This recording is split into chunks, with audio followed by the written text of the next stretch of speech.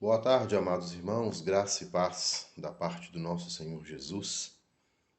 Eu estou passando aqui nesta tarde de sábado para trazer alguns esclarecimentos para os nossos irmãos e não deixando, é claro, de usar a palavra de Deus para essas admoestações, né? E eu gostaria de usar a palavra de Deus lá em Hebreus capítulo 10, no verso de número 24 e 25. É um texto que nós já falamos sobre ele aqui, inclusive nessa perspectiva. Um texto onde falaremos mais dele na próxima quinta-feira, no dia do nosso estudo bíblico. Mas eu achei relevante trazer este texto para chamar a atenção da igreja. Hebreus 10, 24 e 25 nos diz assim: consideremos-nos também uns aos outros, para nos estimularmos ao amor e às boas obras. Não deixemos de congregar-nos, como é costume de alguns, antes façamos admoestações, e tanto mais quanto vedes que o dia se aproxima. Isso na nossa versão. Quando nós olhamos a versão corrigida, diz assim: olha, não deixando a nossa congregação, como é de costume de alguns, antes admoestemo-nos uns aos outros, um tanto mais porque estamos vendo que vai se aproximando aquele dia. Amados, eu li alguma coisa um tempo atrás e até trouxe isso para a igreja, que me abriu muito os olhos com relação a essa questão do não deixemos de congregar como tem sido o costume de muitos, ainda mais porque nós estamos vendo que o grande dia está chegando. Amados irmãos, nós precisamos cuidar mais uns dos outros. Eu preciso cuidar mais de você e você precisa cuidar mais de mim. Eu preciso cuidar mais da sua família, mas você também precisa cuidar mais da minha família. Nós estamos vivendo um tempo onde a palavra amor, ela se tornou um clichê. Por quê? Porque nós falamos demais disso, mas agimos pouco em cima disso. Nós falamos demais do amor e do que o amor tem que acontecer, que o amor tem que ser, que o amor é o lema, que o amor é isso, que o amor é aquilo, mas nas atitudes nós não percebemos esse amor de forma alguma. Quando ele precisa ser mesmo colocado em xeque, some todo mundo. Então, queridos, este texto ele vem dizer, e até eu mesmo, há muito pouco tempo atrás, eu limitava este texto à questão de ir à igreja, estar nos cultos, não deixar de ir à igreja. E Deus foi, através da sua palavra, me abrindo a mente, e quando eu estudei um pouco mais, eu percebi que este texto ele vai muito mais além. Ele vai muito mais além disso, queridos. Quando ele fala consideremos também uns aos outros, ele está falando de uma estima, de um negócio que foge ao contexto nosso terreno de existência. Quando ele fala consideremos também uns aos outros para nos estimularmos ao amor e às boas obras, ele está falando, olha, você precisa olhar para o outro com um olhar de cuidado que sobressai tudo aquilo que você conhece. Precisa ser num nível diferenciado. Amados irmãos, quando o autor de Hebreus está trazendo esta mensagem, ele está falando acerca do privilégio que nós crentes temos de estar de ter acesso à presença divina. E quando ele fala essas coisas, salientando o fato de nós termos que cuidar melhor uns dos outros, ele está dizendo o seguinte: olha, quando nós cuidamos melhor uns dos outros, quando nós nos preocupamos com o que o outro está vivendo, com o que o outro está passando, com a necessidade do outro, nós estamos trazendo para perto de nós um pedacinho do céu. Porque o homem é que vive passando por cima do outro. O homem, na sua concepção secular, é que fica passando por cima do outro para obter as coisas para si, com um olhar egoísta, egocêntrico. Então, quando nós paramos de viver só a nossa vida e nós começamos a viver a vida do outro também, não no sentido de só ficar sabendo, não no sentido de só ter assunto, mas no sentido de me colocar à disposição para ajudar com aquilo que Deus me capacitou.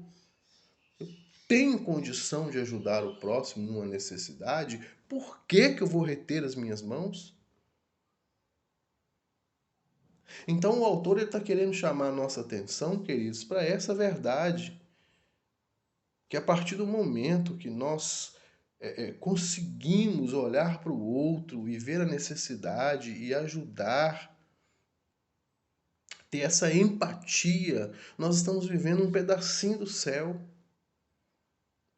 Nós estamos vivendo de fato o amor. E aí ele diz, olha, então nós não deixemos de nos congregar, como é costume de alguns. O que ele está querendo dizer? O ir à igreja aqui é só um pontinho. É como se fosse o pontinho em cima do i, dentro de uma frase gigantesca ou dentro de uma palavra gigantesca.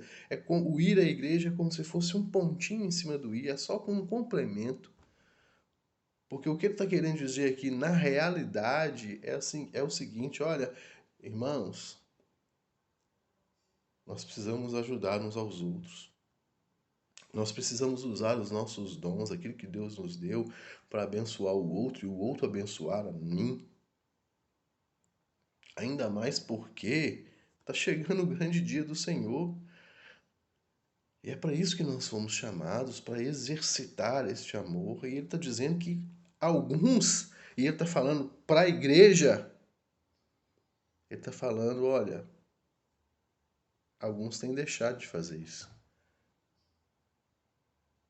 Alguns têm deixado de fazer isso. Então, amado irmão, olhe para o seu lado. Olhe para aquilo que Deus está colocando nas suas mãos. Você às vezes pode estar tendo a oportunidade de abençoar tremendamente a vida de alguém. Então pare um pouquinho de olhar só para si. E que Deus possa nos abençoar a todos. Que todos nós consigamos enxergar a necessidade do outro e principalmente enxergar a capacitação que Deus nos deu de fazer alguma coisa.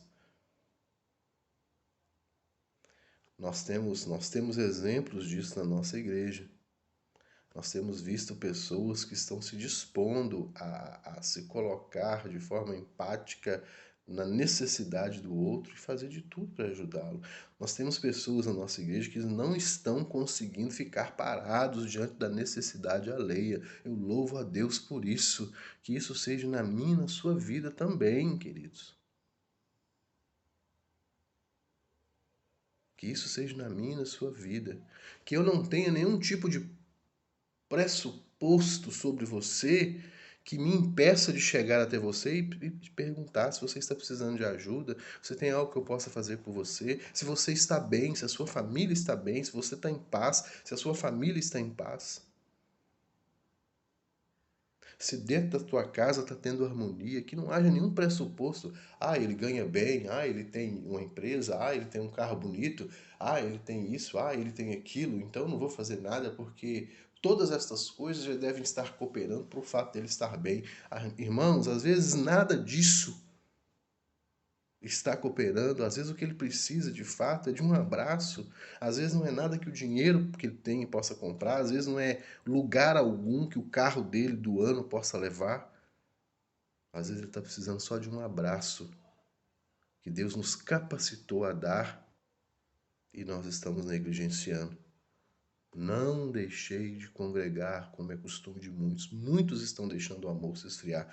Que eu e você não sejamos mais um engrossar dessa fileira. Não deixe pressuposto nenhum te tirar essa coisa tão maravilhosa que é beneficiar o outro com o que você tem.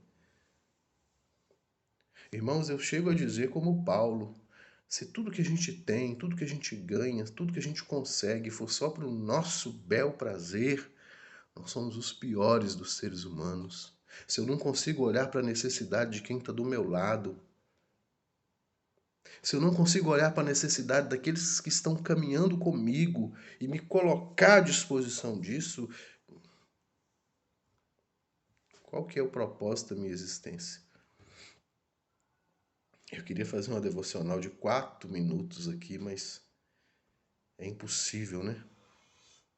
Não deixe, queridos, não deixe nenhum pressuposto de tirar, de abençoar alguém. Não olhe só para si, olhe para o outro. Talvez com essa atitude você consiga fazer com que alguém se achegue a Deus. Muito mais do que com um folheto, muito mais do que com, sei lá. Em nome de Jesus. Eu vou quebrar esse vídeo aqui, porque eu tenho um outro recado para a igreja, mas eu não vou colocá-lo aqui para não ficar grande demais, tá bom? Que Deus te abençoe, que Deus use a sua vida, que Deus te faça enxergar o próximo, que Deus te faça enxergar a necessidade do próximo e principalmente, meu irmão, que Deus faça você enxergar a sua condição de abençoar o próximo. E que você não se prive desta grande bênção. Melhor é dar do que receber. Amém? Grande abraço para você e para sua família.